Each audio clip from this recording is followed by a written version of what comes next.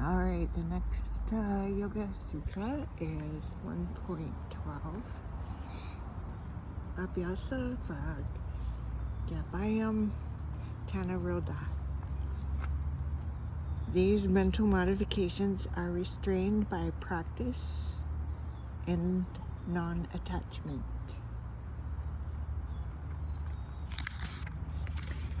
On the positive side, you practice. On the other side, you detach yourself from the cause for these modifications. Patanjali gives both a positive and negative approach to thought control, which he proceeds to elucidate in following sutras.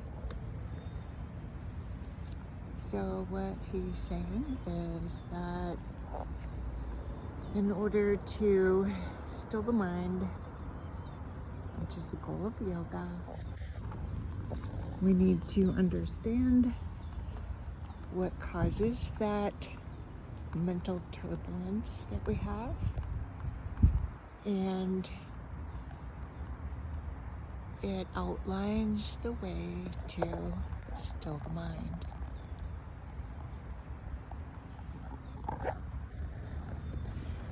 One of my practices is to walk around trees and just admire the nature's beauty.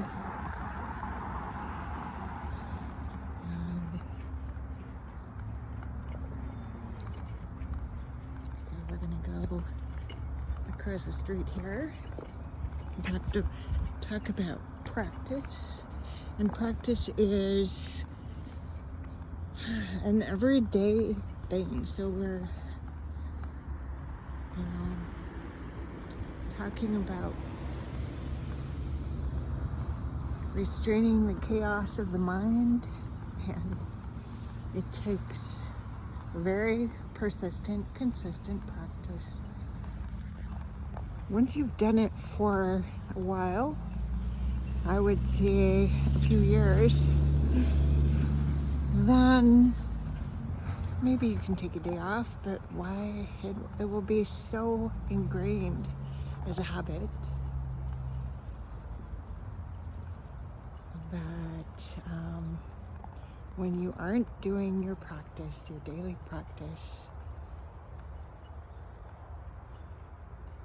you really do notice that it doesn't feel so good.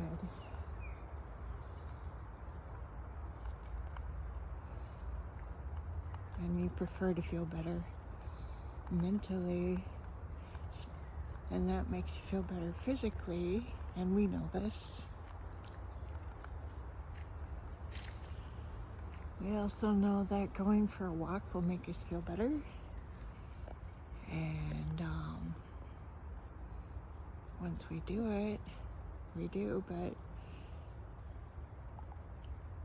part of the instruction of the Yoga Sutras is to not be attached to the outcome. So we have our goals and we strive for them, and at the same time don't get ourselves riled up, upset if we fall short of our goals that day. We just step right back into